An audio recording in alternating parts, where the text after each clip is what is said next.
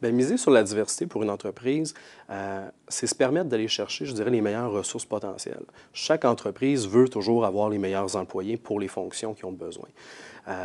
En mettant tout en place pour permettre aux gens avec des limitations quelconques de venir postuler au sein de la banque et de travailler au sein de la banque, bon, on se dote d'une valeur concurrentielle assez importante parce que justement, on ne s'empêchera pas d'aller chercher un employé super compétent parce qu'on n'est pas en mesure d'adapter son environnement de travail. Au contraire, la banque va tout faire pour et puis ça va faire en sorte justement qu'on va toujours avoir les meilleurs bassins d'employés. Moi, je pense que les obligations légales, c'est souvent une bonne façon de se donner de la discipline par rapport à quelque chose qu'il faut qu'on fasse. Alors, il y a une raison pour laquelle cette réglementation-là existe.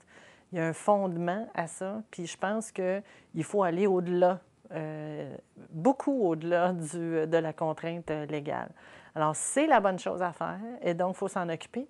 Et si on s'en occupe bien, à ce moment-là, on en récolte de grands bénéfices.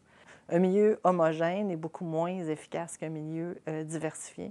Alors pour nous, s'adapter à des personnes qui ont des caractéristiques différentes, ça veut dire se donner plus de flexibilité, d'adaptabilité, un milieu plus innovateur et aussi un milieu plus respectueux des autres. On valorise les talents de chacun. On a tous en nous une multitude de talents.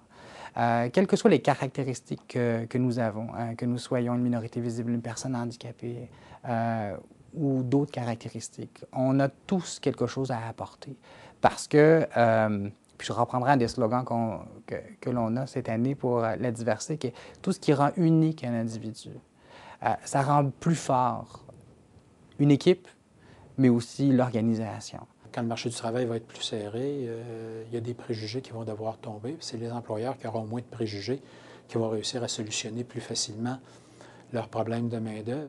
Quand on travaille avec des personnes handicapées, quand on travaille avec des personnes qui sont diversifiées, que ce soit par l'orientation sexuelle, la religion, les compétences, etc., ça nous permet vraiment de voir la société dans son ensemble.